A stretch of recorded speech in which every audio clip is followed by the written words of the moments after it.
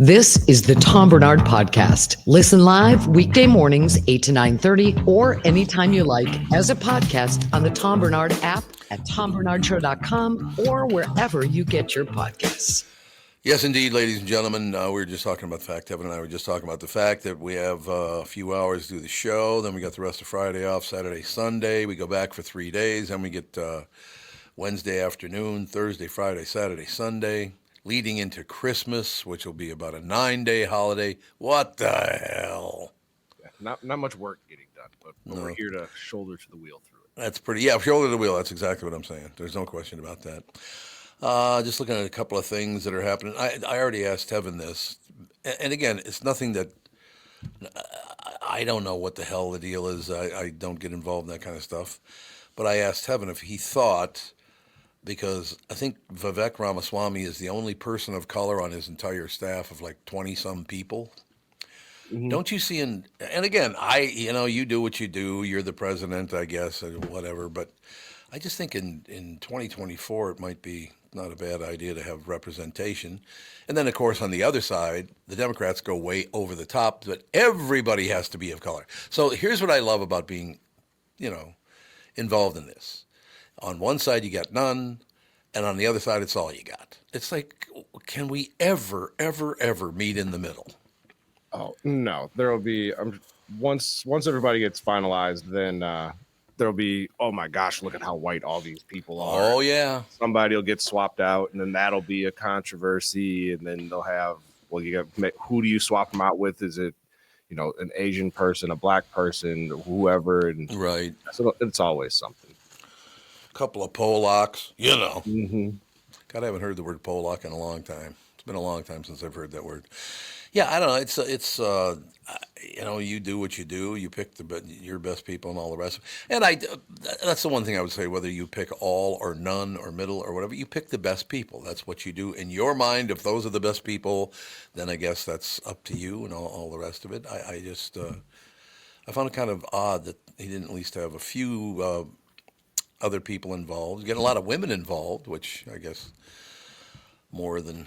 I don't know if it's more than ever, but it's so interesting watching these elections, because obviously he cannot run for president again. He's all done. He was president one time, then skipped 4 years, and then got back, and he's at the 4-year period right now.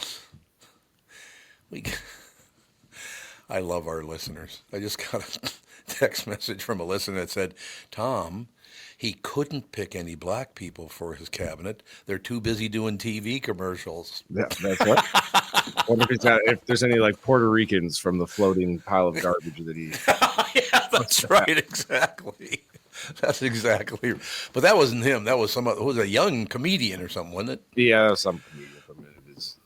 I don't understand. I've been to Puerto Rico. It's beautiful. Where does he get a floting pile of garbage? Yeah, and I'm sure there's some spots in Puerto Rico, just like some spots in everywhere that's not the greatest. But just a whole floating pile of garbage for a place that's got tons of resorts and is a travel destination is a wild statement. It really is. I don't really understand that. Like I said, I've been to Puerto Rico. I thought it was terrific, beautiful. I know a lot of I told you my brother-in-law was Puerto Rican, so... Pat O'Brien, Irish and Puerto Rican. You want to talk about having a little bit of an attitude? Yeah. Patrick O'Brien, my Puerto Rican brother-in-law. God, I miss Pat. He's been dead for many years now. I just miss it. One of the nicest men you'd ever want to meet. Just a great guy. Very smart. He was a teacher at North High School. That's what he did for a living. What did he teach? People to calm down and shut up. He did really well with that, the comportment thing.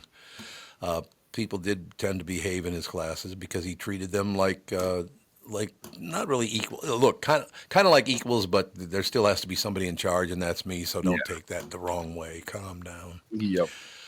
But that is that deal. There's a lot of information now about, and I don't really understand.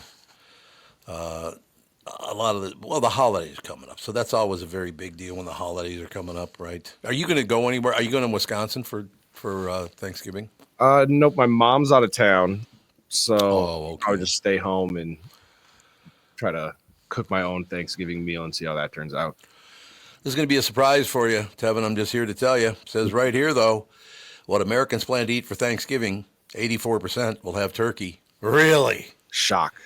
Didn't see that coming at all, man. Number seems a little low. Yeah, well, it probably is. I would agree with you on that one. The other thing, and I don't know what it is about the news, the national news is paying a lot of attention to movie theaters. There's been a story about a movie theater just about every day this week. I love movie theaters, love going to the movies. There's no question about that. I guess it's fallen way, way off, though. Is that correct? Is that what I'm to understand? Yeah, I think attendance is off. But I think during the holidays, it gets a little bit of a bump. I would hope so. I mean, going to the movies is something I've enjoyed. I've loved since the Kennesaw Theater when I was like 3 years old, man. Kennesaw Theater. What is it? It's a meeting hall now, I think, over on Hennepin Avenue and about, God, what would that be, about 12th or something like that? No, it's got to be further down than that. It's got to be, maybe like 14th or 15th in Hennepin. Somewhere in there, but the old Kennesaw Theater, man. Great memories. Are you seeing a Glicked this weekend? You heard about Glicked, right? Oh, do they combined with Gladiator and Glicked? And Wicked. Yep. Gladiator 2 and Wicked is Glicked now this week. Barbenheimer, that was last year, right? Yeah, and that one I think has a much better ring to it than Glicked. Glicked, yeah. Because of the double feature, a new poll looked at what rules are in for 2024 when it comes to movie theater etiquette. Some of the top 10 things you should never do in a movie. So is it because a lot of people do go to movies on the Thanksgiving holiday? Yeah, probably. As they were expecting higher traffic, like, hey, let's tell everybody how to act. Okay, well, I can't go to movies anymore because number 10 is yelling at a stranger because they did something rude. 17% say it's okay to do.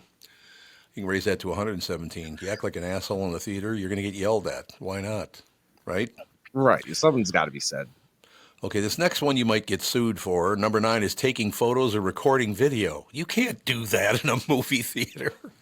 People own that piece of film up on the screen. Don't do that.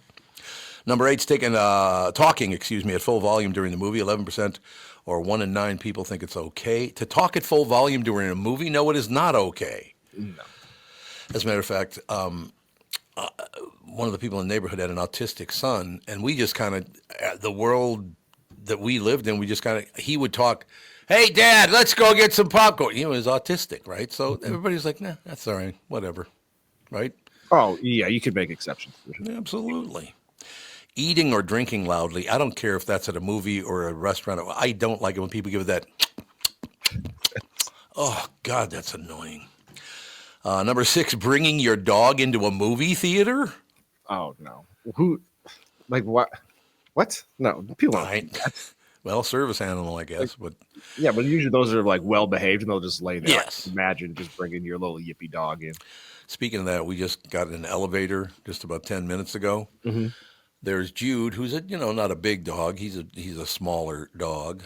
Mm-hmm. And then there was a sheepdog, gigantic sheepdog on the elevator.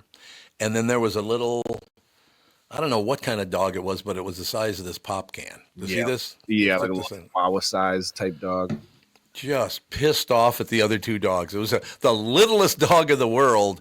And the great thing is the dog went around to every other person on the elevator but me. The dog looked at me like, oh, God, you're one of them. He's like, I've heard your show. I've heard your show. You're a massive pain in the ass. I'm not talking to you. But, yeah, it was so weird. They had gigantic dog. Then you had Jude, kind of a lower middle. And then that little tiny, that dog could not have weighed more than about 4 pounds. It was very tiny, but had an attitude like you couldn't believe. Yep. Thinks it's a big dog. I'm going to bark and fight everybody. Yeah. Yep. That's exactly right. Okay. Also, when you go to a movie, do not put your feet up on the seat in front of you. Why you would do that again, I don't understand. That happened one time when David Bird, who was working at, he worked St. Louis for Capitol Records when I was at Capitol. Mm-hmm. And I remember we went to see Halloween when that movie came out, and the guy behind him put his feet up on the back of his chair. Well, David had just gotten back from serving in the United States Marine Corps for about five years, and he had one of these kind of voices too. He goes, we can settle this right now, and it'll work out just perfectly. Get your goddamn feet off my chair, or you're going to get your ass thrown out of this theater. You got it? Like, okay. What do you say, sir? Yes, sir. You got it. Revealing a plot point before it happens. No, don't do that. 6% said, oh, that's okay. You can do that. Oh, no. If you if you saw the movie once already and you came back in and started ruining it for people, yeah, no thank you. It is all true. We're taking a phone call. That happens all the time now in theaters. Just terrible. Number 2, leaving trash behind when you leave. People do that everywhere. I literally, on our walks every morning, I'm picking up either plastic bottles or tin, these soda cans. Yep. They just finish them and just throw it in the boulevard. It's like, what the hell is that? You filthy thing. Number 1, though, FaceTiming someone during a movie. Only 4% think it is not okay to FaceTime some, because that lights up the whole theater, doesn't it? Yeah, I mean, I'd rather have you talk on the phone, because in FaceTime it's always on speakerphone. So then not only are you the person in the theater talk, you're also hearing the response. So people are inconsiderate. Like, think of other people before you do whatever you're about to do. You know what we should do just to piss people off? You go to the theater, and then I'll call you on your phone. You answer, and I'll go. And you'll have to give me the, like, clear your throat so I can go, God, have you gotten to that point yet in the movie where... It's just you spoiling the movie for everybody.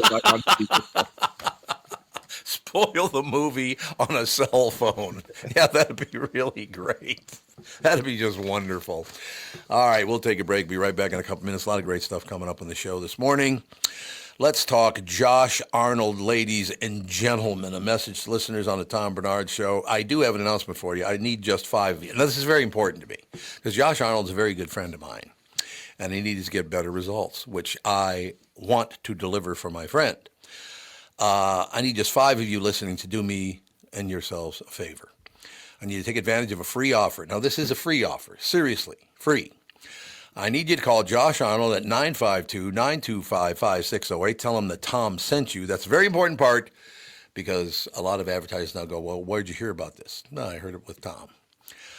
Josh will meet with you for free. Again, let me say that. Josh will meet with you for free and give you advice on investing, handling, and making money. Plus, I guarantee you'll eat at a great restaurant, because Josh only goes to good restaurants. He'll answer any and all of your questions about retirement, your 401k, your IRA, even retirement savings. And it's free. Let me say that again. He will talk to you about your 401k, IRA, or retirement savings, and it is free. So what do you have to lose? I'm talking to you, pal. You hear me?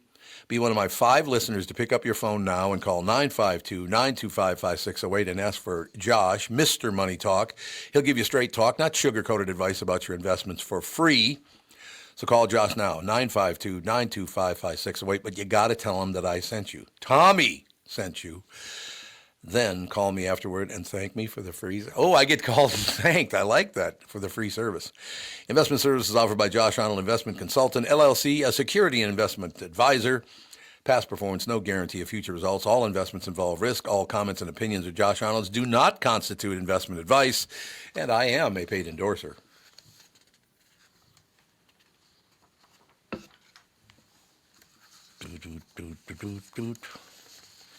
I cannot hear the commercial if it's running. No, let me figure out. Oh, it's not running? It's Valiato, man, my buddy.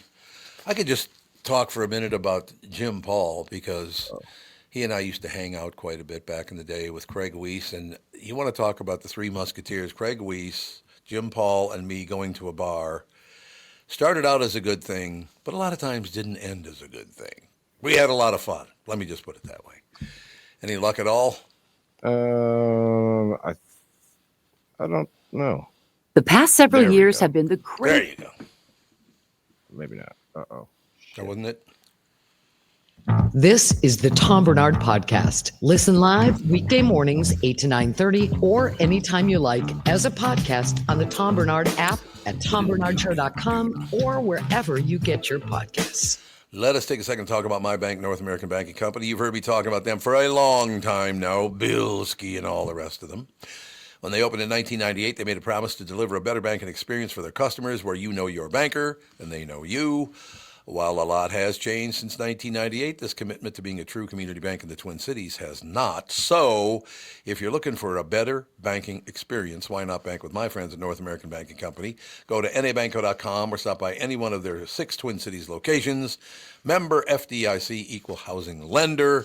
We already did the in and out break. So, but yeah, I mean, as far as Jim Paul is concerned, Jim has been my friend for about 40 years. Used to do a lot of advertising with him. Craig Weiss would write the advertising. And then the three of us, after we were done working for the day, would go out and hang out and have a wonderful time. You should, if you're looking to buy a vehicle, buy your vehicle from Jim Paul. Why? Because he's a good friend of mine. Like all these other people, Josh Arnold, and go down the list of people, Bilski. But yeah, just head out. Jim Paul does a great job. He's a very, very honest man. He is one of the most honest people I've ever met. So I would definitely do business with Jim Paul. I said so. Do you hear me? Right? Yeah, absolutely.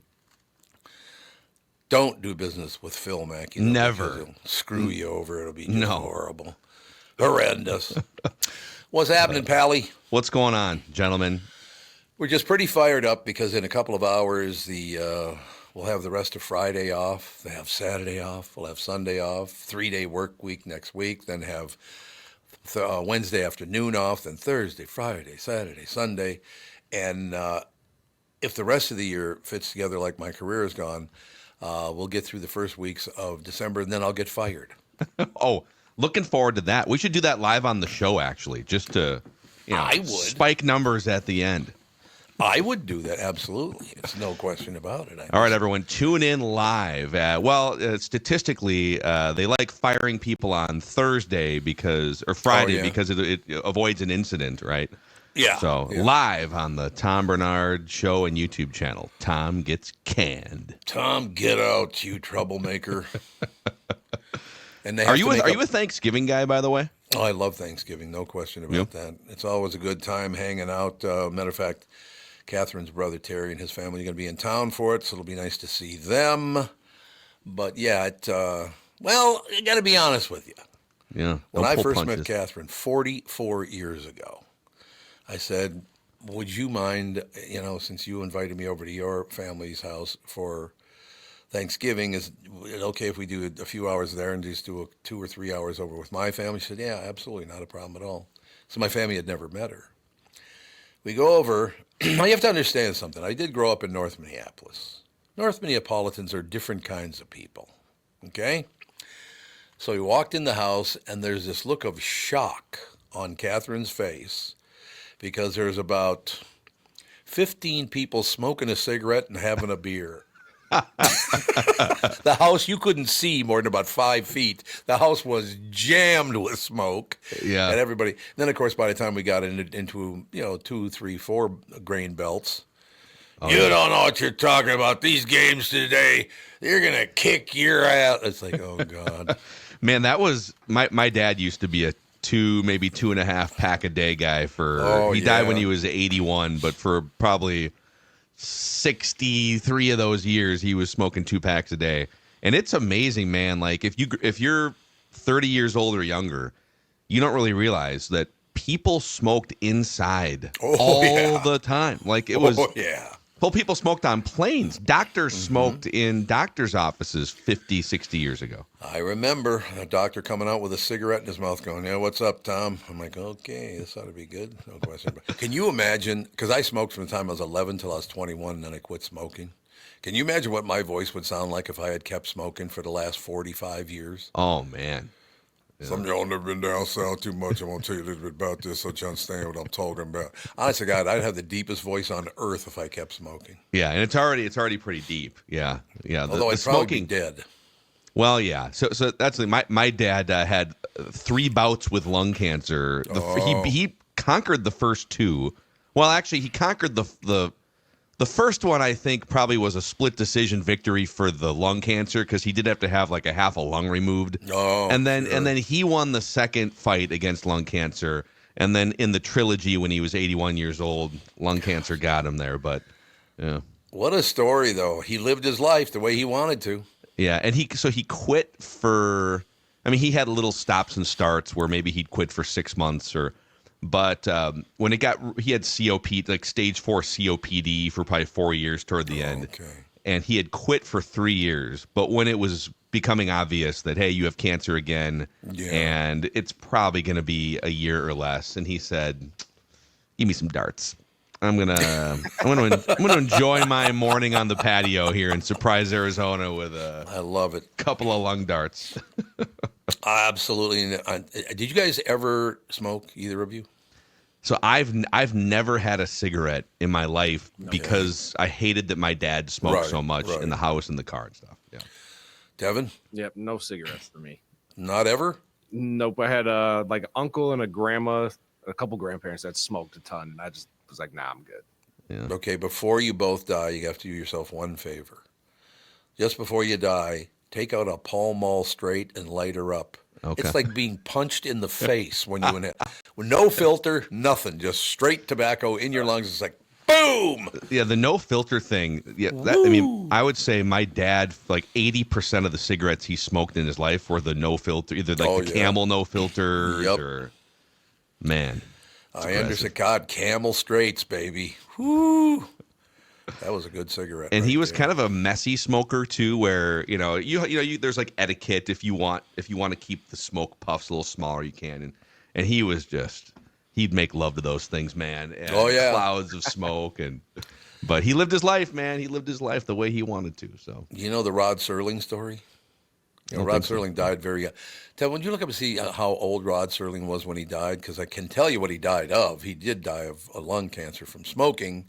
And when we find out, he could not have been much more than 50 years old when he died. He was 50 years on the dot. 50 years on the dot. There you go. 50 years old, he died. Smoked 4.5 packs of cigarettes a day. Easy. Okay. We're actually coming up. His birthday was December 25th, 1920. Oh, he's a Christmas baby. Okay. I got a present for you. How about early death? There you go. So, because I've heard stories about, 3.5, maybe 4 pack a day. You go back like 1940s, 50s, right? Right. So dumb question, how many cigarettes in a pack? Is it 20? 20, yep. So if you're smoking 4 packs a day, you're smoking 80 cigarettes a day, right? And you're let's say you're sleeping for 6 hours. Yes, right, because you can't sleep with all that nicotine in your system. That's the other part. So 18 hours a day divided, or what would it be? 80 cigarettes over 18. I mean, you're smoking like, that's like 4 cigarettes an hour, right? Yeah, that's like you woke up with the main goal of how many cigarettes can I physically smoke today. Like, you don't have time to do anything else. That's a good point. Let's go, because Rod Serling smoked 90 cigarettes a day. He smoked 4.5 packs a day, 90 cigarettes a day. And let's say he was awake for 18 hours of that, slept 6 hours for 18. I mean, my God. And how long does it take to smoke one cigarette? 10 minutes? Yeah, 7, 8, 9, 10 minutes, something like that, I would think. So you're always smoking. There's 60 minutes in an hour. Oh, man, it's crazy. People go on smoke breaks, I guess, at work and will, quick power smoke a cigarette, head back in. So maybe it takes like 3 to 5 minutes if you're really trying. If you power smoke it, power smoke. But this is why you, from an efficiency standpoint and productivity, you have to smoke inside. You can't go walk outside 90 times a day over the 18 hours. Yeah. God, remember the piles of cigarette butts you used to see in the back door of some of these big buildings? They were like a pile. It looked like a snowbank, for Christ's sake. My God. Your dog jumps in. No, go. Yeah, it looks like Jackie Gleason was another heavy smoker. 5 yes. 5 packs. 5 packs? Yeah. So if you're smoking 5 packs a day, you're probably smoking like 2 in your mouth at the same time just for efficiency, right? 2 or 3? It could be. He also was about, I would say, at least 70, 80 pounds overweight. And he also always had a drink in his hand, too. Yeah. So he drank, he smoked, he gained a lot of weight, ate everything in sight. Although one of the greatest Jackie Gleason stories, they're sitting at, and I can't remember the name of the restaurant in New York City, but he had gotten in an argument with one of his friends. There were 3 guys sitting at the bar drinking, smoking, having a good time. And one said, Jackie, how do you even walk, man? You put on so much weight, you can't even. He goes, I guarantee you one thing, I can outwalk you. And the guy says, what? He says, why don't we do this? Why don't we go outside right now? I'll go one way around the block. You go the other way around the block. And the first one to get back to where we're, hanging out, wins.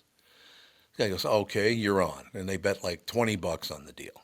Okay, guy goes out, walks. Jackie Gleason's walking to the corner. He looks back and sees the guy's turning the corner. So the guy can't see him anymore. Jackie Gleason gets in a taxi and goes around. That's hilarious. Pops into a taxi to go the last 3 blocks. You know what's amazing? Jackie Gleason, I just looked this up too, because I think he lived till he was pretty old. He lived till he was 71. And so it just kind of shows you biologically, not that we shouldn't focus on health. Obviously, we should focus on health, right? But you can sit there and you can be lean, you can work out, you can never smoke a cigarette in your life, and you know the powers that be will slap you upside the head with a cancer or something in your 30s, right? Or you can be a Jackie Gleason and you can smoke 5 packs a day, drink whiskey, be 100 pounds overweight, probably doesn't get 8 hours of sleep every night, you know, doing what he was doing for a living, and you can live into your 70s, you know? I loved him. Everything he ever did, I just absolutely loved. Did you ever see a movie called Soldier in the Rain with Jackie Gleason and Steve McQueen? I think Jackie died like a year or two after I was born. So but on WGN they used to show reruns of the Honeymooners, right? Oh God! Right after Cubs games would be done on WGN, they go into like Honeymooners reruns, and so I watched the Honeymooners as a kid. But the greatest thing about that was, as a little boy, I looked at him and I looked at his wife on the show, Audrey Hepburn, not Audrey Hepburn. It was what the hell was her name? Yeah. Audrey Meadows. There you go. Yeah. I looked at her, she's a beautiful woman. I thought, hey, man, I got a shot. If he can marry her, I can track somebody down pretty good. No problem. And then, of course, the Ed Norton, let's go downstairs. That whole show, to this day, I could start it from the beginning and watch the whole thing again. And they recorded those shows live, right? Yes, right, yep. So they're doing, like, you watch these sitcoms now. Imagine watching like Seinfeld in the mid 90s or something, or whatever sitcom now. And imagine if at 7 o'clock on NBC, it's not pre-recorded with 50 takes from 6 months ago. No, they are like doing a live episode of Friends or Seinfeld. I mean, that's crazy. It is indeed one of the great moments of all time, and it is on video. You can find it. So he gets home. Jackie Gleason gets home. Ralph Cramden was his name on the show. He gets home and he's in kind of a bad mood, and you see the dinner's already on the table. It's like a pork chop, some mashed potatoes, and of course it wasn't real food, right? And as he's sitting down, he hits the plate accidentally with his hand. The pork chop gets launched into the air and breaks in half once it hits the floor, because it's a piece of wood, actually. Yeah. It's not a pork chop. It's a piece of wood. It looks like a pork chop, piece of wood. And he was so good at his job. He looks down, the fake pork chop is busted in half, and he looks down and he goes, that pork chop is overcooked. Yeah. I mean, there's some talent right there. Just got to roll with it, man. Make it part of the show. Make it part of the show. All right, we do it. Now, please tell me, Mr. Mackey, that the Vikings aren't going to let their guard down because it's the Bears. No, I don't think they're going to let their guard down. Good. But weird things usually happen in Soldier Field for the Vikings. So I would just prepare for 3 hours of chaos. Yep. Probably like a defensive touchdown, and someone's going to score exactly 12 points. I don't know if it's going to be the Bears or the Vikings. There's going to be like a weird score of some kind. But you've got Brian Flores, defensive coordinator for the Vikings, has put together the most confusing, best defense in the NFL. And Caleb Williams was sacked 9 times 2 weeks ago. Now, the Bears fired their offensive coordinator 2 weeks ago and looked better last week. But I think they're close to firing their coach. So that's the mission here, Vikings. Yep. Get the Bears head coach, Matt Eberflus, fired on Monday. Let's go. Do you ever have to deal with him, Eberflus? No, I've never met Matt Eberflus. No, never had the pleasure. Why don't you change your name? Eberflus. Yeah. Either go with Pat Flus or Pat Ebert. Pat Eberts, What do legendary. you think of that? Legendary Pat Eberts. Yeah. Yeah, prick died and cost me a lot of money. I'm coming to get you, Pat. Pat, he did it on purpose. Pat was the lead salesperson on my show for most of the KQ Morning Show history, and on this show, unfortunately, died the day after Christmas, right? Yeah. Sad, Last man. year.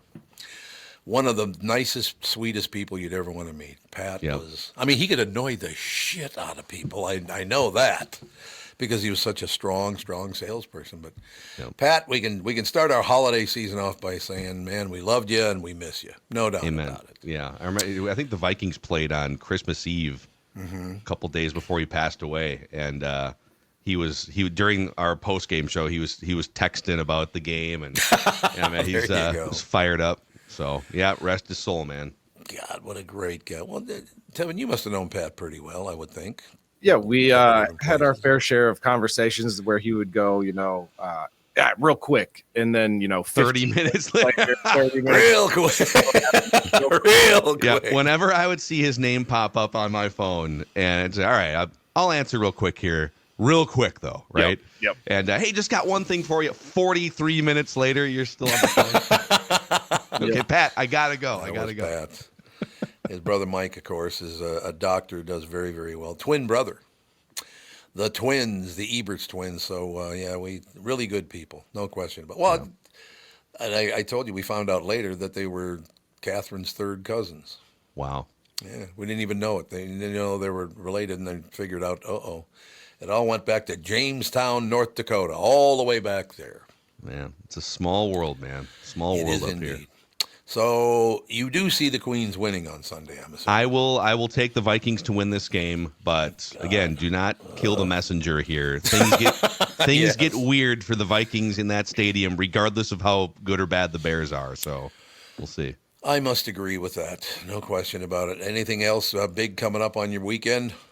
Boy, tomorrow I will be a couple of drinks deep during the Gopher Penn State extravaganza at Huntington Bank Stadium. Penn State, I think, top 10 in the country.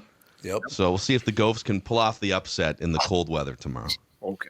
Devin's got a lot of faith. If not, we'll stay warm in other ways. Yep. So it is. Are they undefeated, Penn State?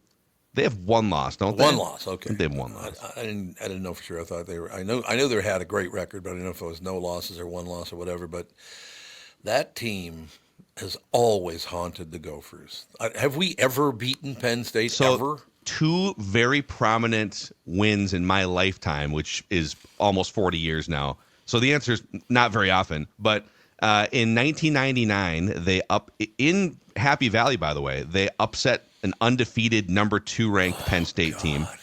And then in 2019, Penn State, I think, was also undefeated again, maybe 9-0. They came into Minnesota, and the Gophers wind up winning that game. And ESPN College Game Day comes to town like the next week, Wisconsin. So, but I can't think of a third one. So there you go. Probably won't be it. Penn State's one loss was to the number 2 Ohio State. 7 points. So yeah, that's not good news for the Gophs. No question about it. But they'll be watching that. That's a nationally televised game, right? Yeah, I'd have to look up what network it's on because there's a bajillion networks with college football. But I believe it's on CBS. Okay. Oh, CBS. So and then the Viking game is on Fox, right? Yep. So that's good news. I can actually watch the game without paying $600 to watch it. That'll be good. I think you should have to pay $600 for every Vikings game. Just make sure the NFL stays in business. What a great that I should be the only one that does it. Yes. Is that what you're saying? Elon Musk, you don't have to, but Tom does. Exactly. Tom. Honest guy. Okay, I'm going to ask you, and you don't have to answer this question if you don't want to, but I asked Tevin already this morning, and it means nothing to me, but it just, I guess it sticks out to me because it's 2024. Do you think Trump's going to run into some trouble because he did not pick one? Well, he has one, Vivek Ramaswamy, one person of color on his entire 24-person cabinet. Yeah, I saw someone had put up all the photos of his cabinet picks, and it's a little jarring. That's a good way to put it. It was kind of like, boy, it's 2024. I'm kind of surprised. I got to believe, and Tevin had the best point, though. all the naysayers are going to wait till they all get put in office and then go after him. Yeah, I mean it's definitely not representative necessarily of our country's demographics. So right. I don't know. We'll see if everyone gets confirmed and how it all shakes out, I guess. Well, remember just a week ago I named 2 people I wish wouldn't get confirmed, and one of them so far has been kicked out. That would be Matt Gaetz. I never did care for him. He seems slimy to me. Does he? Those eyebrows, slimy? man, yeah. They're too unnatural. They're weird eyebrows. They had Saturday Night Live had Sarah Sherman play him last week with like the most ridiculous like triangle eyebrows. I like that scene. Oh man. And the Dana Carvey doing the Joe Biden stuff every week, hey man, just kind of like short circuiting every 5 seconds. Oh. Do you a lot of people to make fun of. Do you think there's any chance that, because there are some people that think that Joe Biden very, very soon is going to step aside, which would make Kamala Harris the president of the United States for about a month and a half? I love good conspiracy theories. I'm not a conspiracy theorist, but I will entertain a premise. And that's a really interesting premise. Well, it's a possibility because he lost his wig and he walked into the Amazon after an interview. It's like, what the hell are you doing? He said, Joe, go back. Your napping room is over there, buddy. Go. Honest to God. All right, so great weekend coming up. So we're going to see you on Monday, and then we won't see you again for another week after that. What the hell? I'll be in a food coma. I'll be in Vegas for a couple days over the holidays. Oh, really? Looking forward to it. Yeah. Are you going to Vegas just for a vacation or are you in business? Just a little vacation. Just a quick little in and out, and make sure that they are properly funded out there. I want to do my best to support the Vegas economy. Tom. Do you ever eat at Rayo's out there? Their restaurant? No. Oh, it's phenomenal. Italian? Oh, yeah. Okay. It's where that, the jars of Rayo's sauce in the grocery store came from. Somebody bought Rayo's, and I can't remember who it was, and marketed the product. But the one in New York you can't even get into because there's about 3 tables, and it's every rich bastard sitting in all of them. Yeah. But the one, God, what was the guy's name? Nikolai, maybe?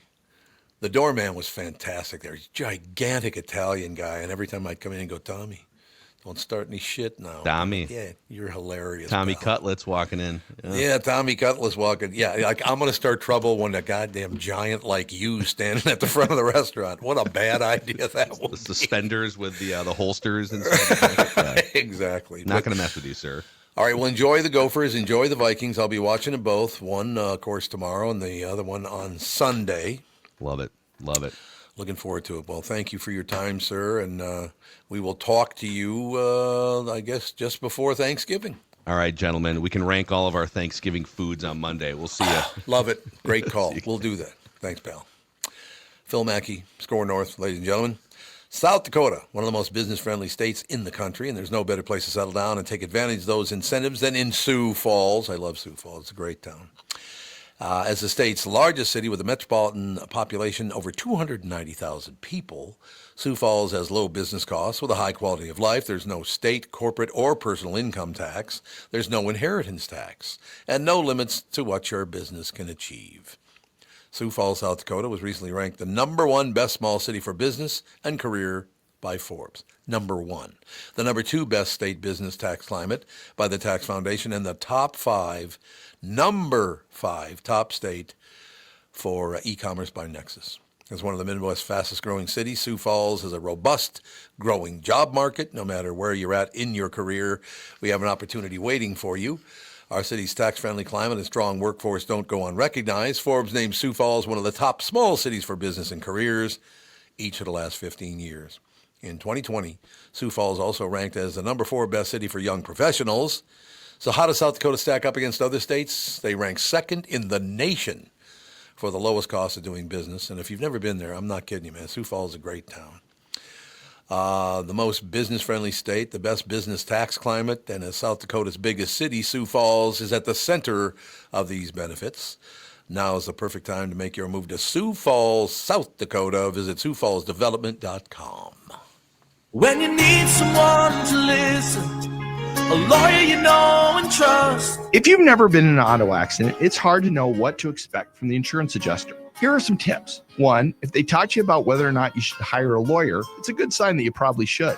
2, it's illegal for them to give you any legal advice. They aren't lawyers and they aren't licensed to practice law. 3, if they tell you that everyone involved in the accident is at fault, they're wrong. This comes from the belief that you're at fault for just being on the road. That's nonsense and not supported by any law. Finally, remember that friendly adjusters are often just gaining information. They want you to do most of the talking so they can file their report. I'm Mike Bryant from Bradshaw and Bryant. I hope you're never injured in a collision, but if you are, don't sign anything until you talk to us. Find Bradshaw and Bryant, personal injury attorneys at minnesotapersonalinjury.com. Seeking justice for the injured. Bradshaw and Bryant. Ladies and gentlemen, My Pillow is glad to announce that their Christmas extravaganza is finally here. Get this season's flannel sheets. They're as low as $59.98, and they won't last long, you know that. So get them while you can. The famous My Slippers that have been on sale for like over a year now, I think it is. Yeah, it is over a year.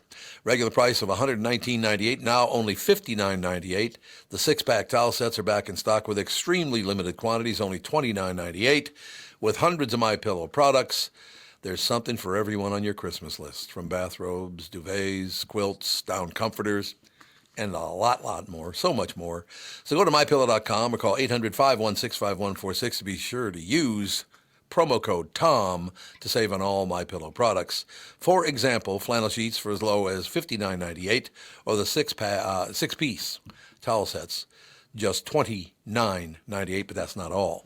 They're extending their 60-day money-back guarantee until March 1st, 2025, plus all orders over $75 or more ship absolutely free. Go to MyPillow.com or call 800-516-5146 today and use promo code TOM. This is the Tom Barnard Podcast. Channel 5's Chris Egert, brought to you by Mr. Money Talk, Josh Arnold. Call Josh today for your free 48-minute evaluation at 952-925-5608. Mr. Egert, what's up? Tomas, what's happening? We're just celebrating the fact that as of about 11:45 this morning, I guess 10:45 Central Time, I'll have the rest of Friday off, Saturday off, Sunday off. Come back for a 3-day stretch, Monday, Tuesday, Wednesday.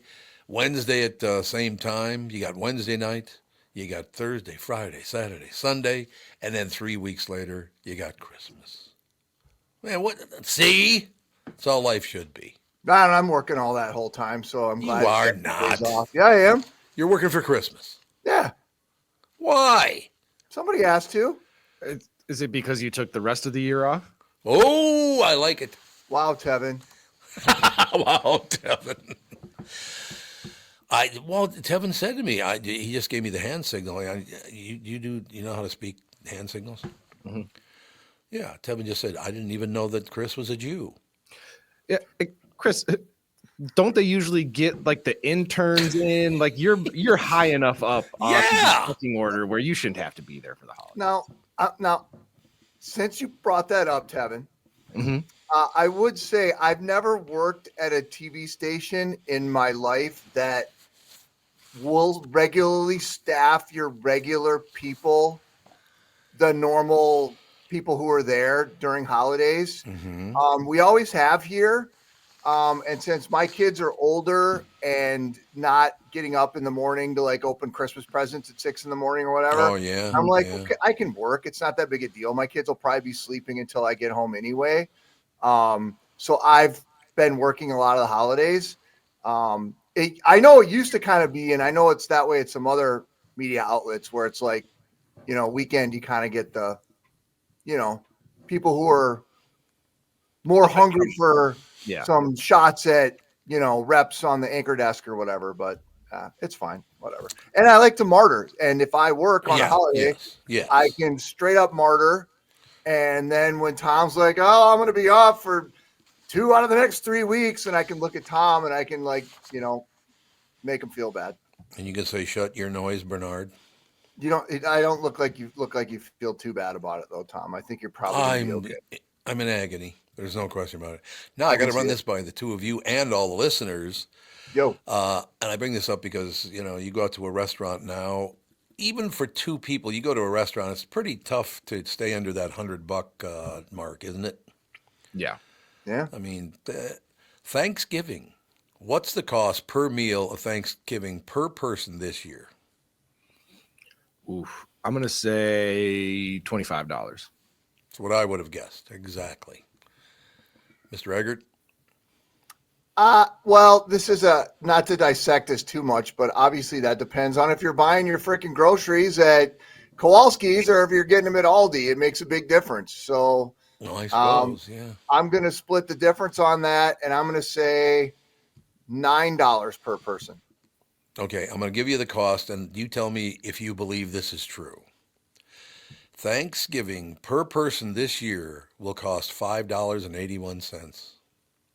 That's really low, man, if that's true. I guess if you have a ton of people at your house, like if you have your whole family over, extended family, and there's a bunch of little kids where maybe they're not eating as much, that will help bring the price down. But yeah, if it's maybe Chris Egert's family and they're getting all their groceries from a high-end store, and Chris isn't there to eat. Notice I pointed out Aldi, by the way. So yeah, I love Aldi. Hell yeah.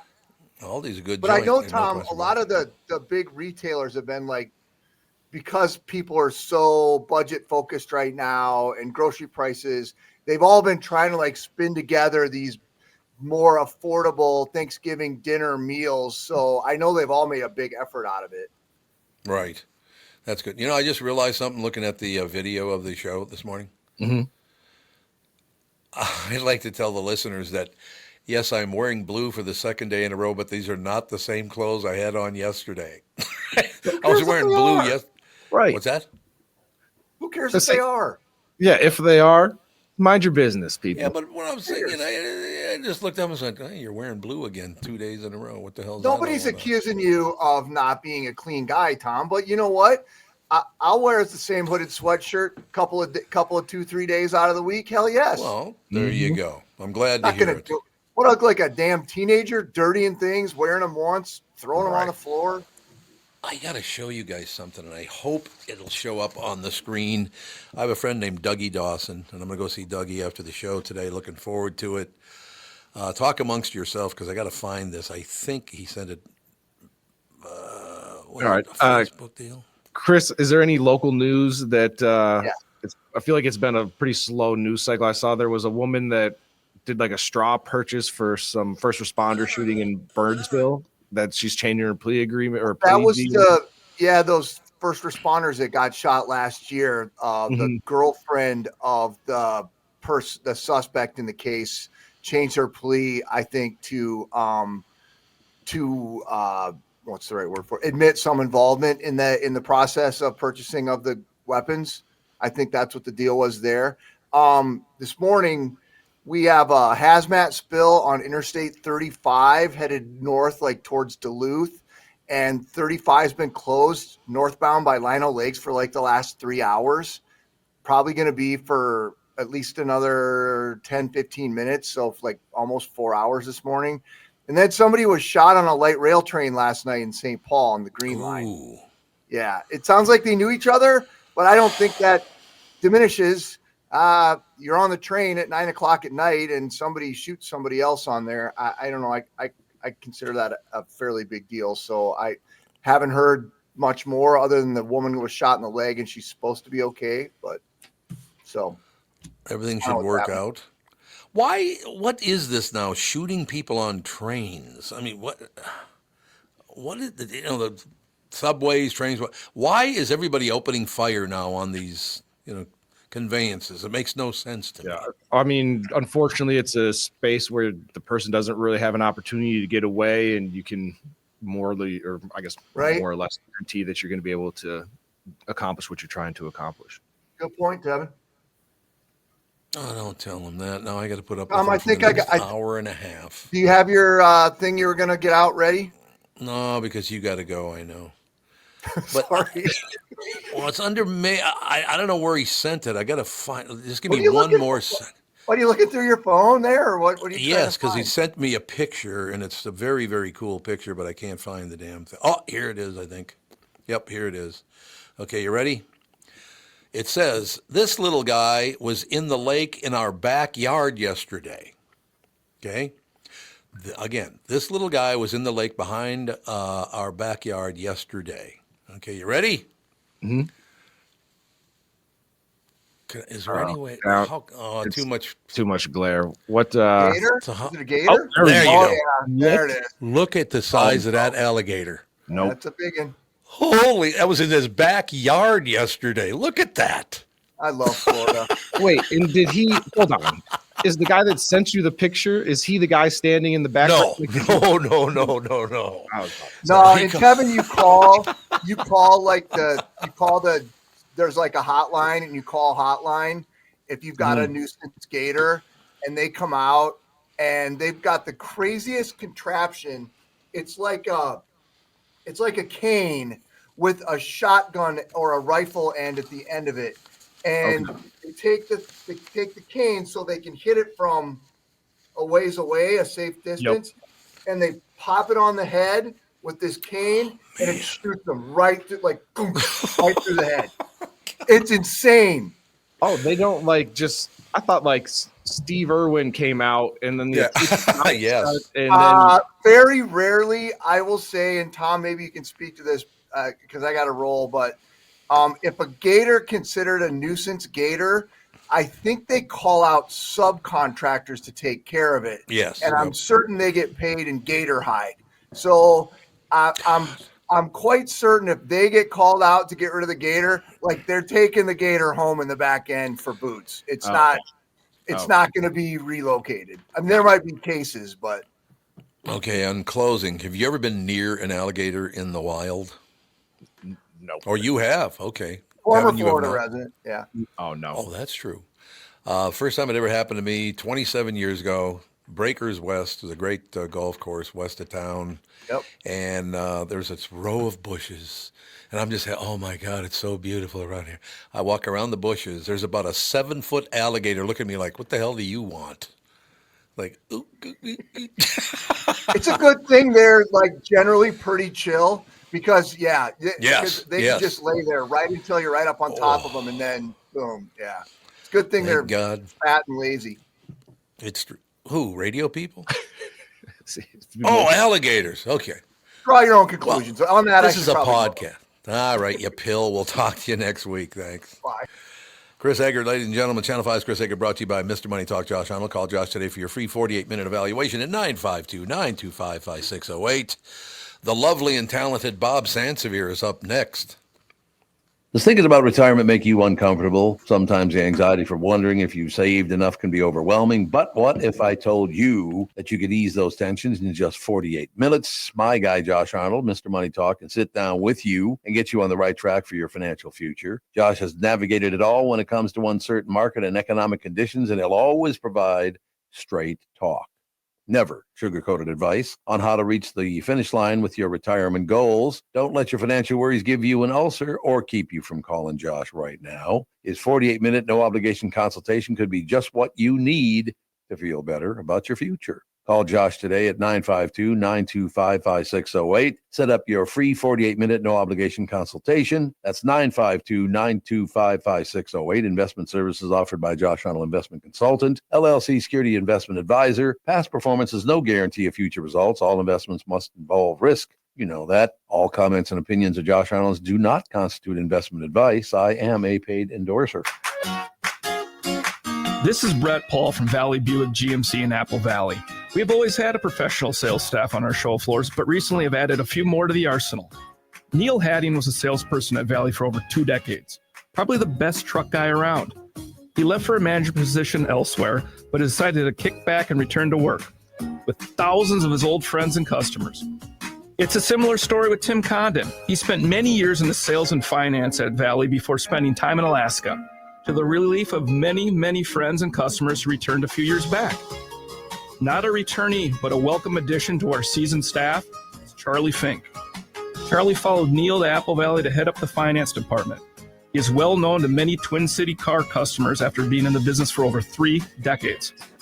If you're looking for a familiar face or just a face of experience, visit one of these professionals at Jim Paul's Valley Buick GMC in Apple Valley or Hastings, or at valleycardealers.com.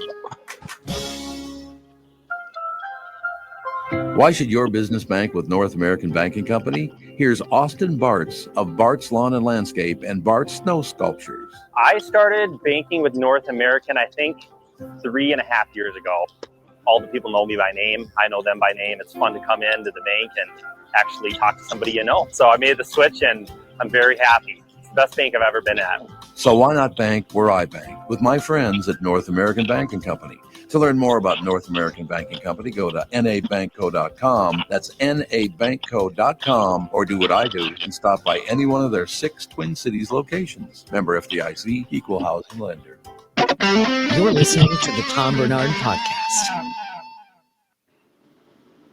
Oh, what's that? What are you, a mafia hitman now? What do we got cooking there with that look on your face? No, I'm at the hospital. My son's having knee surgery, and I'm in the if it's resident, I'm in a bathroom back by the where the surgery is.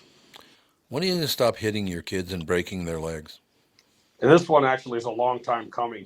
Was it? Okay. Well, he was supposed to have it, not this past summer, the summer before, but he wanted to have his final year of rugby at St. John's, and he did that. But it's it's a patella surgery. He's got to have that all cleaned up.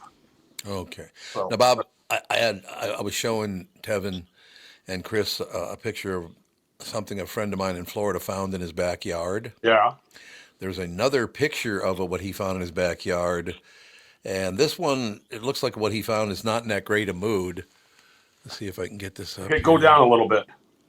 What the heck is? Oh my God! Jesus! He found that in his backyard. How big is that? Like 7 feet. 12? Oh my! Oh, maybe God. it's 8 feet. You might be right, but look at that look he's got on his face. Like, I'm going to kick your ass. I haven't eaten yet. Oh my! I'm hungry. Is that the stick thing that Chris was talking about that I saw? the gun?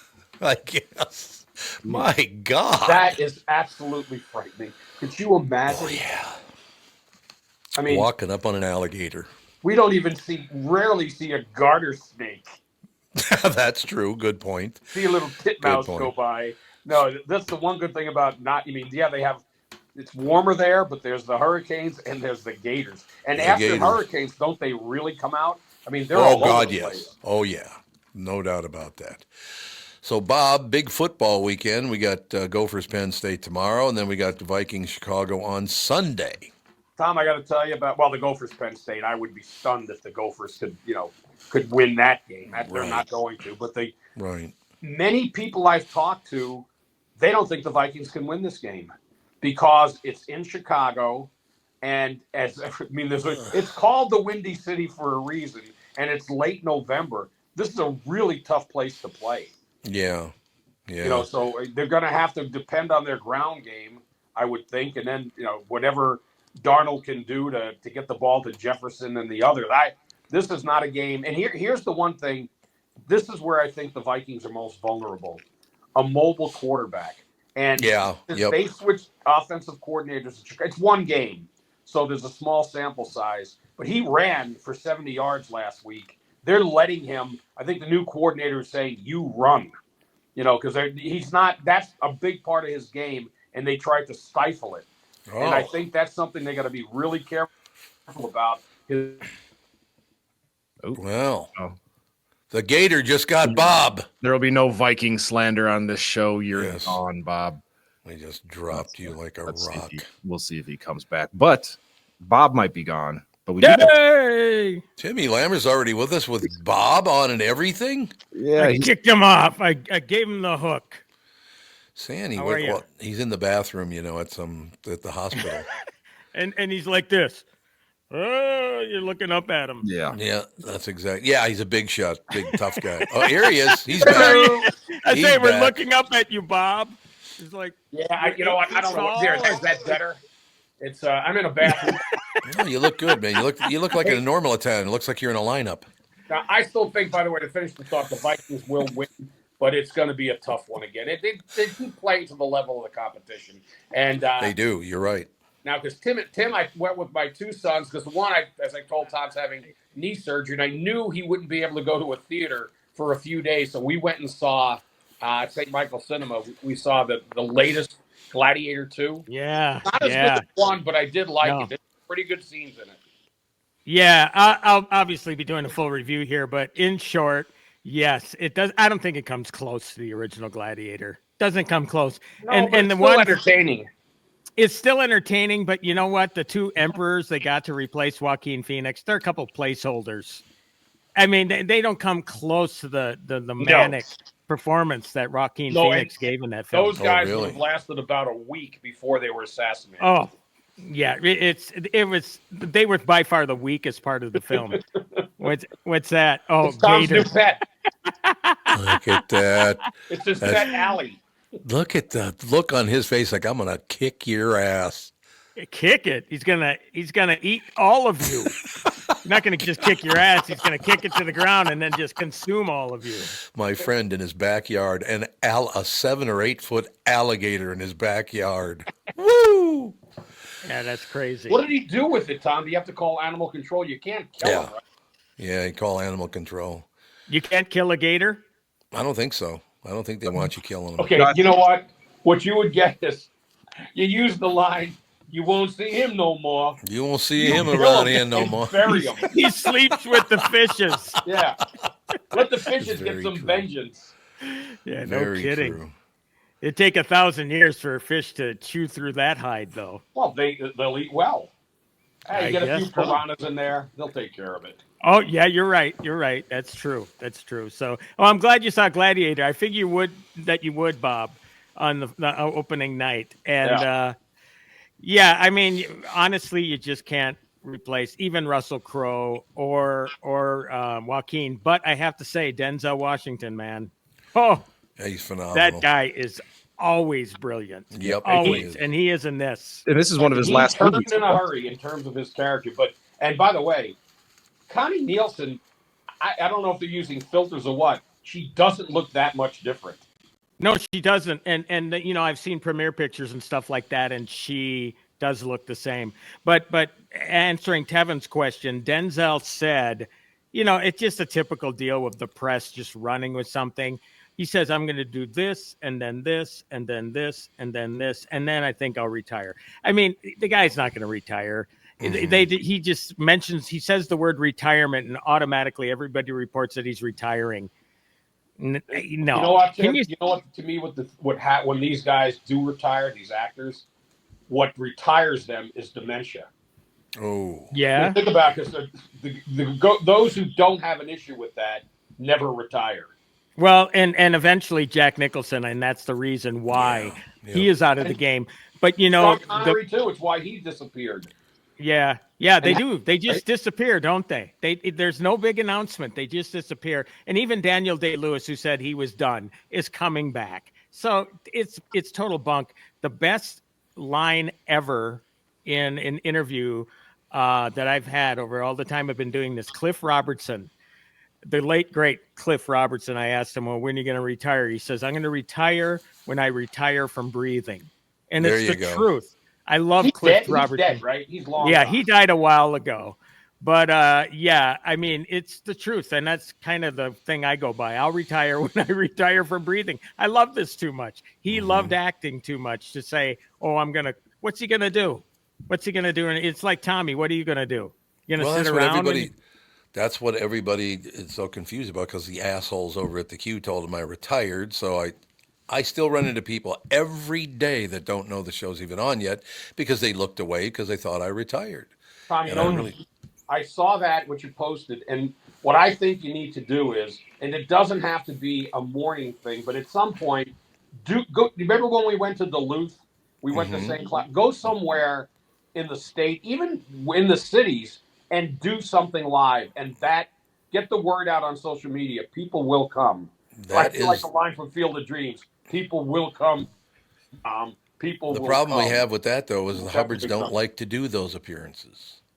They don't? No, because you have to insure the hell out of those things.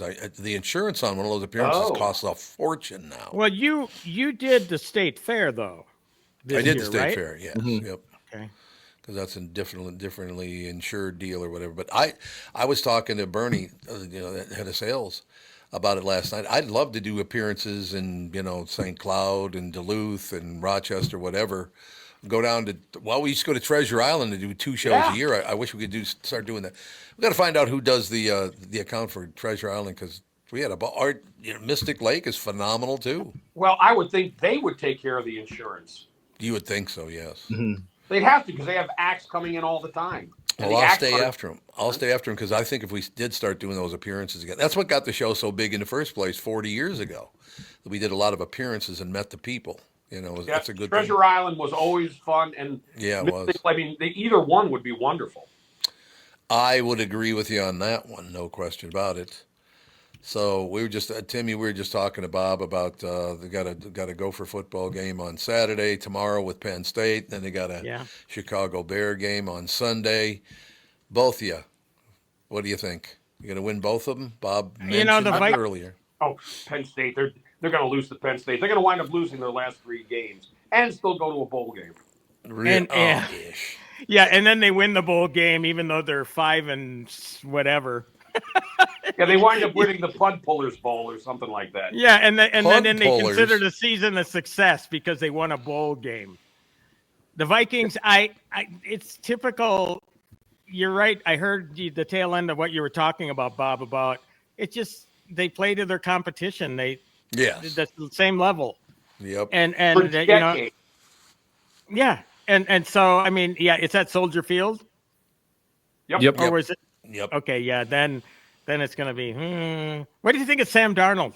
I mean, is he our savior or not? I mean, it seems serviceable. Yeah, boy, it didn't start out that way. It started out a lot stronger. He did, but then but I will give him credit because he did not continue to fall apart. He came back pretty good last week, but again, it was against a miserable team. Yeah. I can't wait till good. I can't wait till Kirk Cousins comes back when we play the Falcons. That's going to be fun. That team's on a slide. Yeah, he was not their savior. He thought they were strong for a little bit, but he is not their savior either. And I don't think JJ McCarthy. It'll be interesting, but I don't know. People are going to come in. He think he's going to come in, and it's like 18-0 or 17. Right. No, but you know what? I think if he was playing. What was that? Yeah, somebody put a TV on downstairs. It's Bob.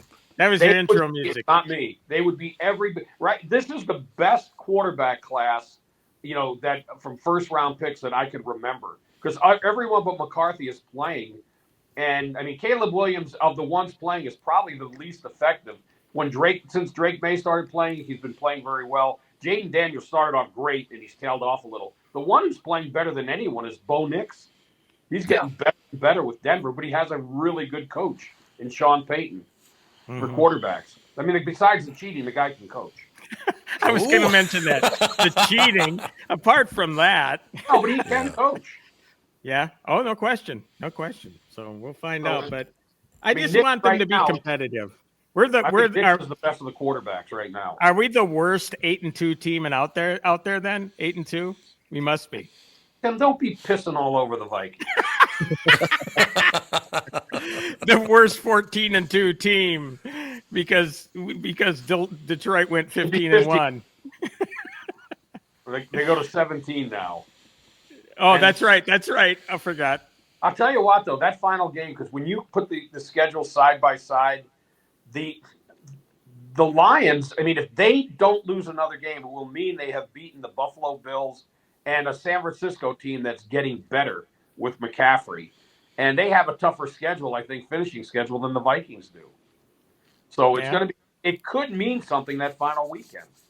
Well, I mean, they should because they were first place, so it should be a tougher schedule. But again, the Vikings might have an easier schedule. But again, you put them in Chicago, it could look we'll know like after this weekend how tough it's going to be if they lose. Yeah. Then get it, but they'll make it as a wild card. Oh, for sure, yeah, and lose in the first round. A lot of positivity here on the show. Oh, hey, you know what? I'm going to hold the here's feet to the fire. Their backup quarterback next year will be because Darnold will wind up going somewhere else to start. Oh, you think so? Daniel Jones, who went from Giants starter to third string. Really? Yeah, they dropped him all the way to third. They demoted him. Good God. He's on the practice squad or something, isn't he? No, he's like running the scout team, I think. Oh my God. Yeah. So this is where we're gonna end up with this guy. Well, I think that they may be able to get. Of course, he'll have to take a lot less money. because no one's going to pay that contract to his. Why do we want him if he can't win? Well, a backup. If you want to get a guy who's a veteran back, and Tom, the ego of NFL head coaches, they can make anyone into a star. Yep. Well, I mean, look at what O'Connell's done with Sam Darnold, though. I mean, maybe it is the system. Well, it's part of it. I think Darnold really was in bad situations. The two most dysfunctional teams in football were the Jets and Panthers. So I'm rooting for the guy. I'm rooting for him. I want to win. But it kind of just shows. The last couple of weeks they're telling signs of he is who we thought. What was the great Denny line? They are who we thought they were. Whatever. Yeah, what the hell was that? We thought they were. When he was talking about he was with the Cardinals and he was talking about the Bears. Yeah. They are who we thought they were. God, I miss Denny. I used to run into him once in a while doing voiceover because he'd come and cut some stuff for the Vikings. The first time he comes walking out of Studio A, I'm the next one to go in Studio A, and he looks at me and goes, Tom Barnard, KQRS. I'm like, I don't think he likes me. I'm pretty sure. I'm pretty sure he's not a fan. Well, you know what he says? Sunset Band. Sunshine. Was it Sunshine Band or something like? Was it the Sunset Band? I don't remember. Something like that. Well, you know what he says? No room for crybabies. There's no room for crybabies. That's exactly right. And belligerous. Hey, Bob, you got to go check on yourself. You want to talk movies, and I want to go back in before my son actually goes. No, I know you. I know. You're absolutely right, Bob. So thank you for being with us in the first place. And by the way, next time you're on the show, please remember you're an Italian guy. So when you hold the camera underneath you, it looks like you're threatening us. Yep, there you go. Friendly. Yeah, that's more friendly. That's I want to. Looks like you haven't slept in a month. Are you sitting on a toilet? Are you sitting on a toilet? Yes, Tim. Here, I'll show you. I told you, I'm in the bathroom at the hospital. There's probably somebody with a catheter in trying to get in the brewery. There's a couple security guards waiting outside. Yeah, there's a guy talking in the bathroom. We don't know what's going on. And he's being really weird about it, too. Yeah. Sandy, all the best in the world to your family, and we will talk to you next week. Talk to you. Bye. Thanks, Bob. Yeah. Bob Sansevere, ladies and gentlemen. What a man. Don't you think he's quite the man? Oh, yeah, he's awesome. I'm glad he clarified the toilet thing for us, though. Yes. That would have been too weird. He did. All right, we do have to take a break. Come back with Tim Lammers. I said we can skip that break. We don't want to? Okay, good. We don't have to take that break, so we'll just have one more. One more just before Kristyn. We should bring her. Well, you want to bring her on now? Just do the break now and then bring her on. And I asked if I could stay on with Kristyn. So if you want to bring her on, that'd be great because I do want to talk with her about Wicked as well. We can give our dual takes. She's getting her camera all set up, but I'll message her and tell her we're bringing her on, and then once Tim's done with his movie review, we can hit the break, or we can do the break now. I guess you can. Okay, you want to do a movie review and then go to the break, Timmy, or you want to? Well, I'll talk about Gladiator now, then we'll talk about Wicked. Okay, I just want to just a couple minutes, and then I'll leave after that. So, Gladiator 2. I will say I was really hyped about it. It takes place 16 years after the original Gladiator, even though it's been 24. Lucius, the kid at the end of Gladiator, is grown up. His mother, Lucilla, played by Connie Nielsen, sent him away to hide him because Rome fell under this tyrannical rule. He comes back 16 years later for vengeance. He suffered a deep personal loss at the hands of a general played by Pedro Pascal. And he's a slave. He's a gladiator. He can earn his freedom. I mean, all of this stuff is basically the same story as Gladiator. Mm-hmm. This is a virtual repeat of Gladiator. And you wonder, 24 years to come up with basically the same storyline. Now, gorgeous production design. And I don't talk about this stuff often enough, but the production is great. The costuming is just brilliant. The acting is really good. I mean, you got Paul Mescal, Connie Nielsen, Pedro Pascal. Again, I mentioned Denzel Washington. The guy is brilliant. He is this conniving power broker. He's trying to take control of Rome, Macrinus.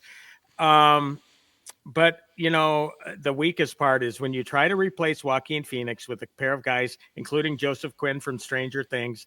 There are supposedly a couple of crazy emperors they don't come close to being the menace that Joaquin Phoenix was in the original Gladiator. Oh, okay. So, yeah, I mean, I can't say I was disappointed. I think it gets stronger at the end.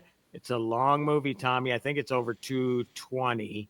I'd have to check on that. Maybe Tevin, you can look it up too. It's a long movie though. And you get hyped and you're disappointed. I mean, what else can I say? Bob's liked it. It's entertaining enough. I agree. But comparing the two, and you have to compare the two because you have to remember that first Gladiator was an Oscar win. It was Best Picture. It was 2000's Best Picture. And I don't think that's going to be the case here. 6.5 out of 10 on the Lammameter.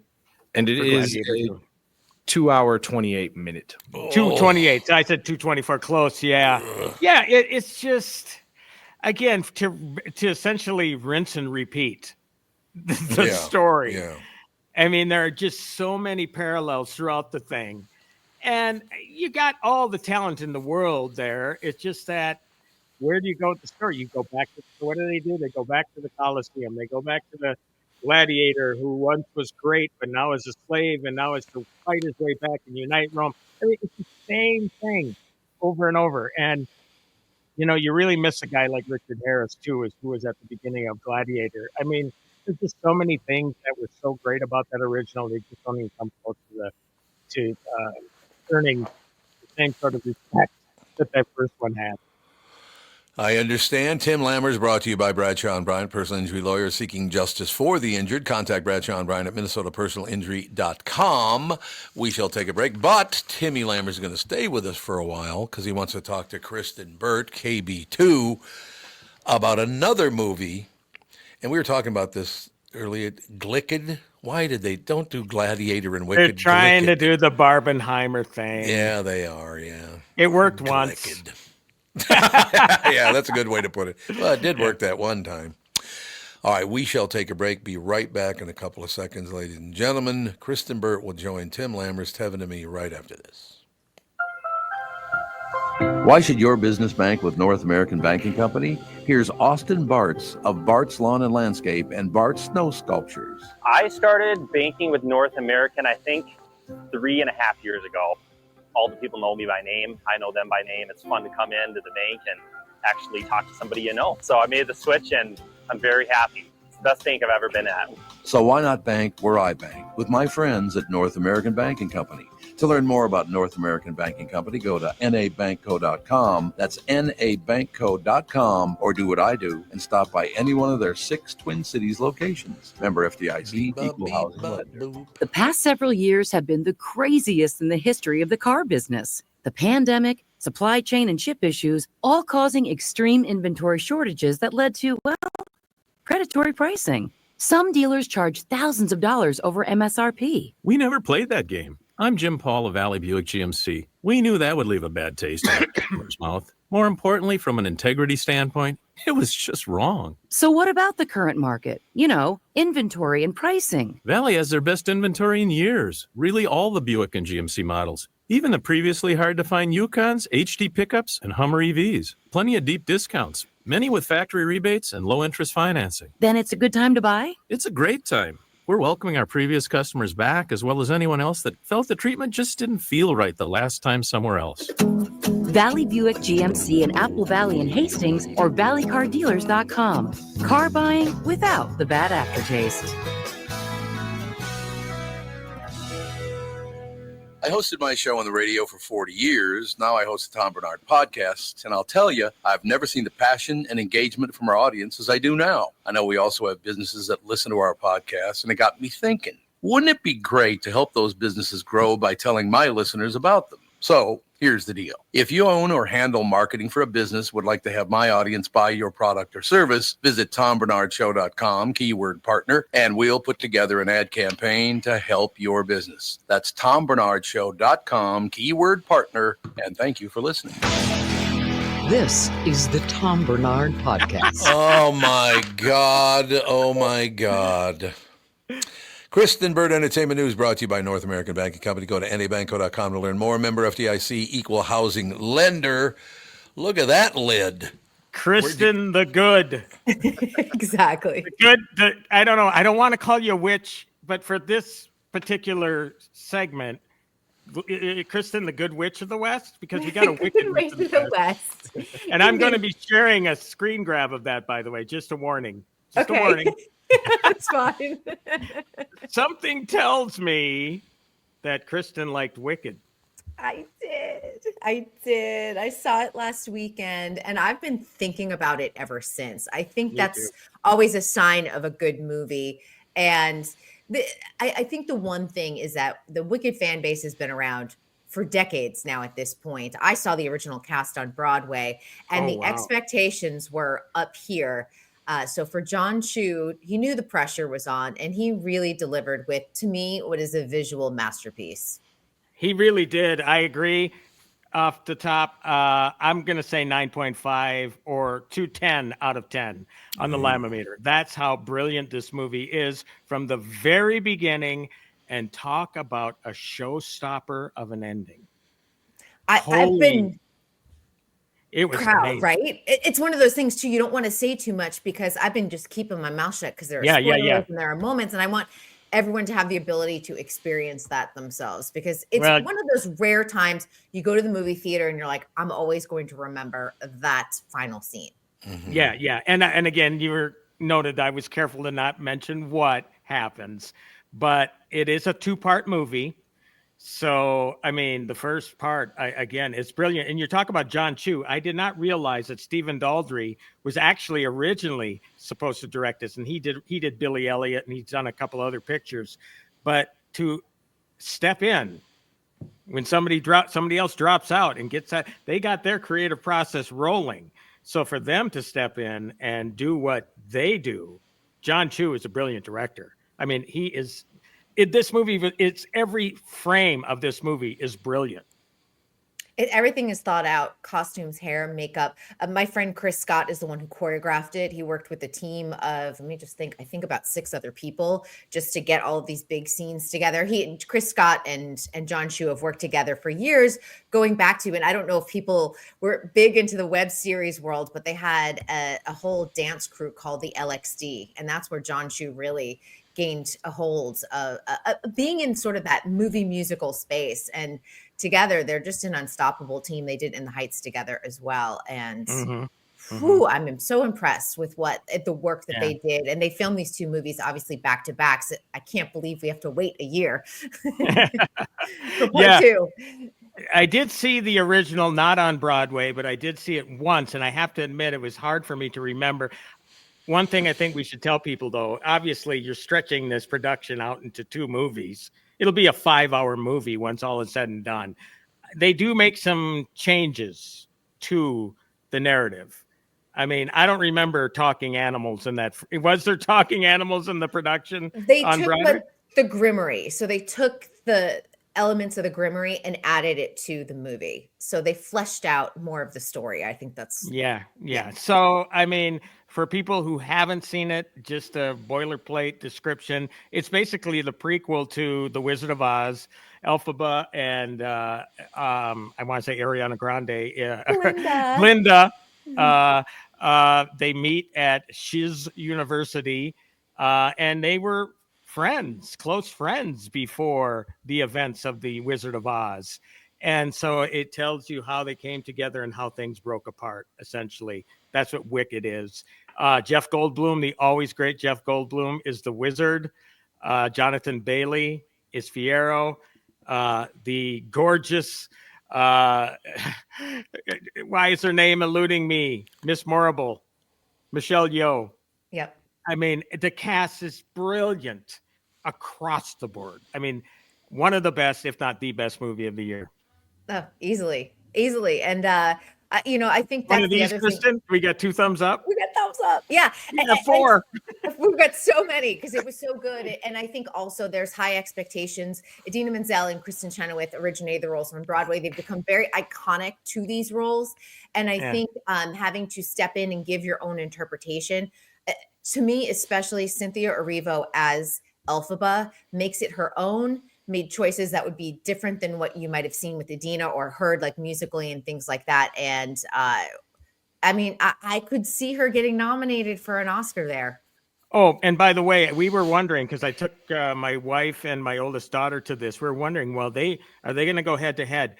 Cynthia is being pushed for best.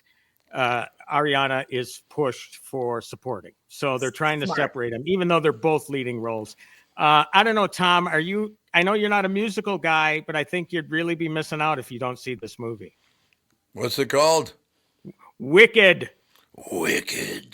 No singing along, by the way. We found out too many people have been singing along to the songs in the theaters, so they have sent out a national message: no singing along in the movie theater. Yeah, in AMC at least, and maybe others. Yeah, they made the mistake of allowing it for Taylor Swift.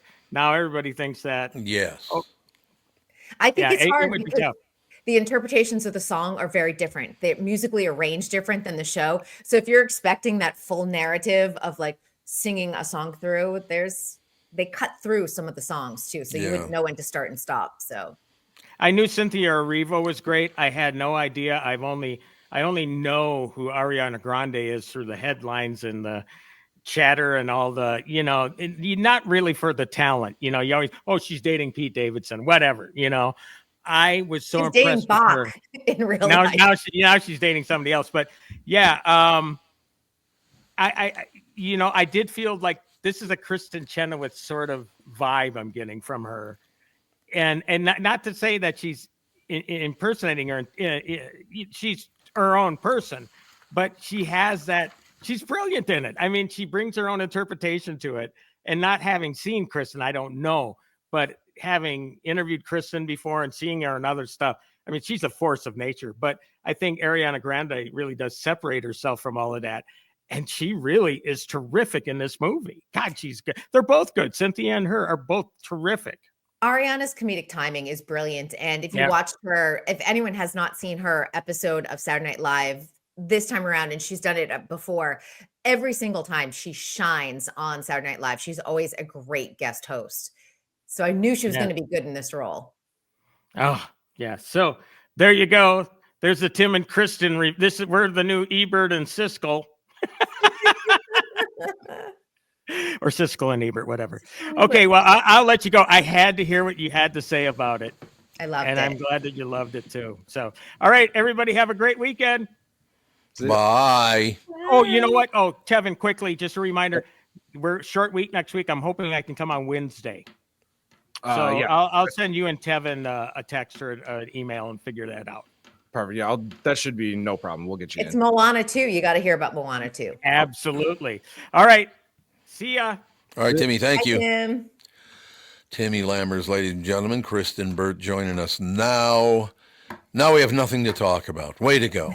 Nothing at all. There's nothing left over. Now, honestly, Tom, are you going to, I know you don't like musicals. Are you going to see Wicked? I don't know. It depends if Catherine wants to see it or not. Yeah. I know your granddaughter saw it. Fawn saw it. I bet she loved it.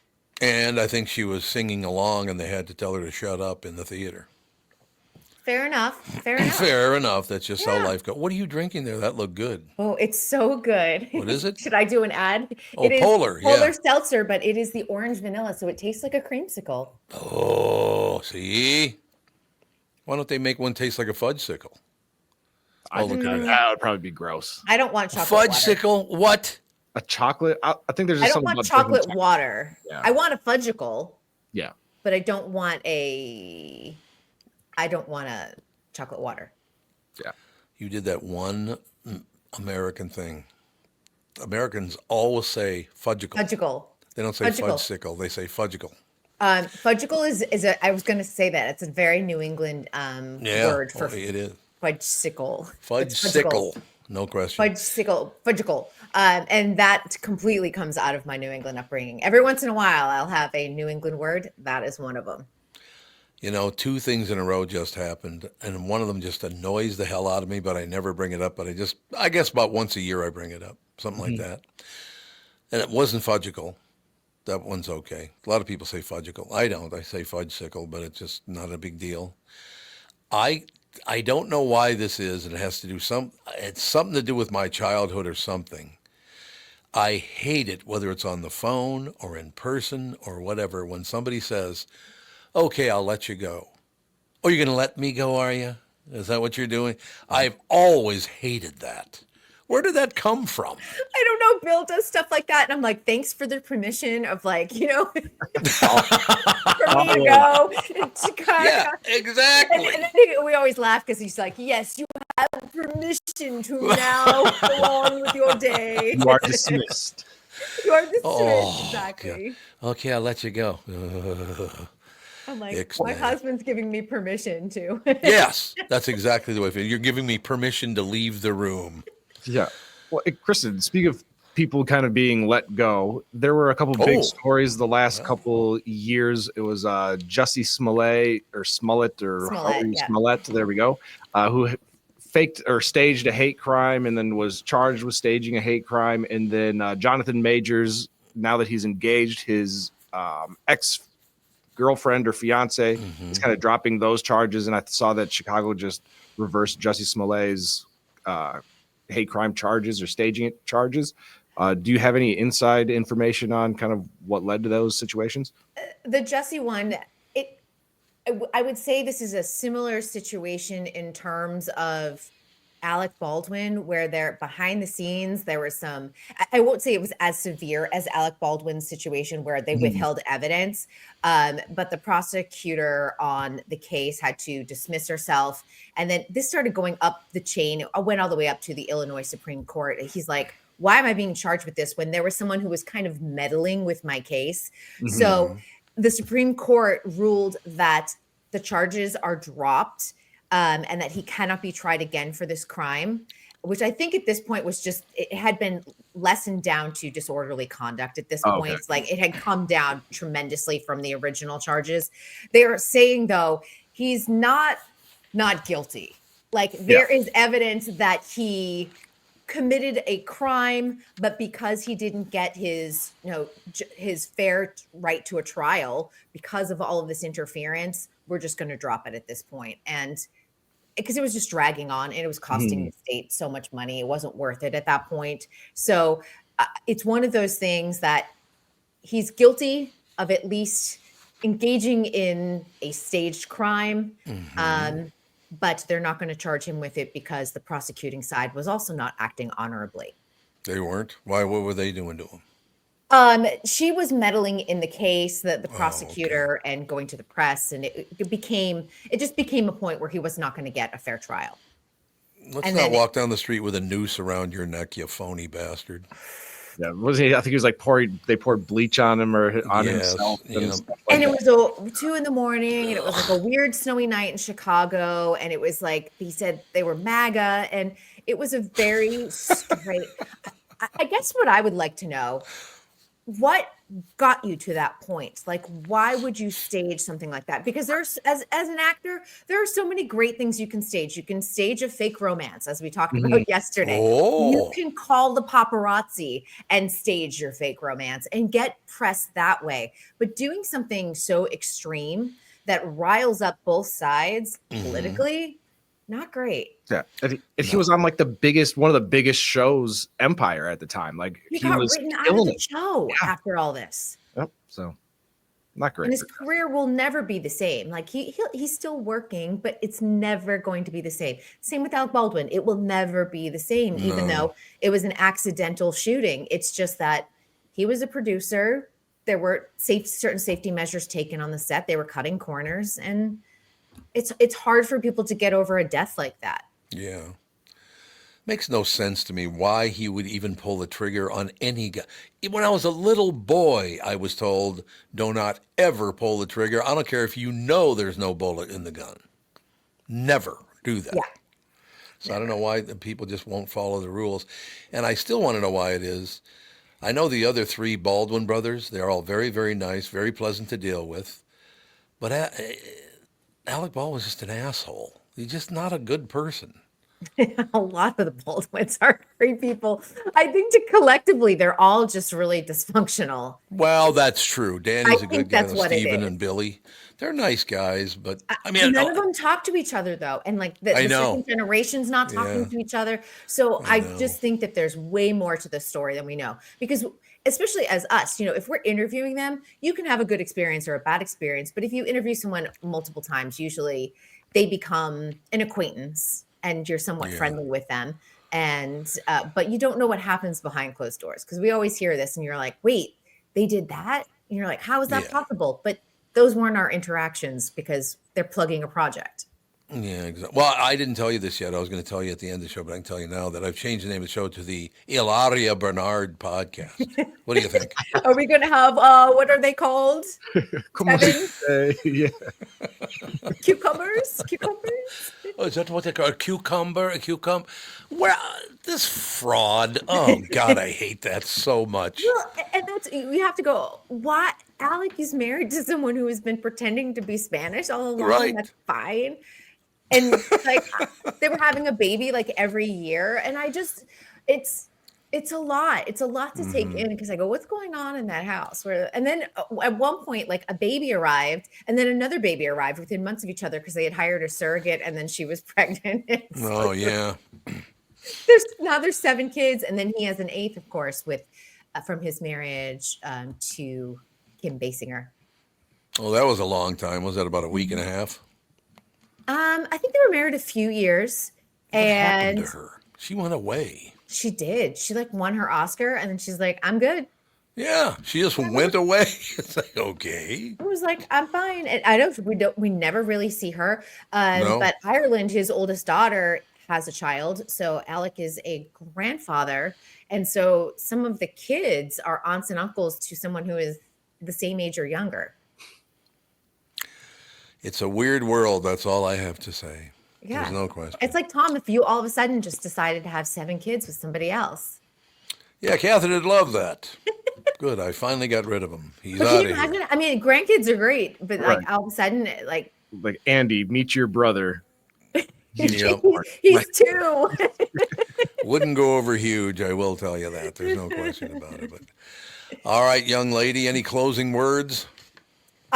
Just there's a lot of good things to watch this weekend, whether you go to the movie theater, and a lot of people are doing a double feature. I know Tim talked about Gladiator 2. Glicked is what it's being called. Glicked. Similar to Barbenheimer. But, Yep. these are the events that we kind of need at the movie theater to get people to go back there. But I think the next couple of weeks between Gladiator, Wicked, and Moana 2, we're going to see a lot of families going back. So that's kind of nice. Well, it is the great time of the year. Thanksgiving, Christmas, a wonderful time of the year to go to the movie. No doubt about it. It is. Grab that tub of popcorn and a soda and enjoy.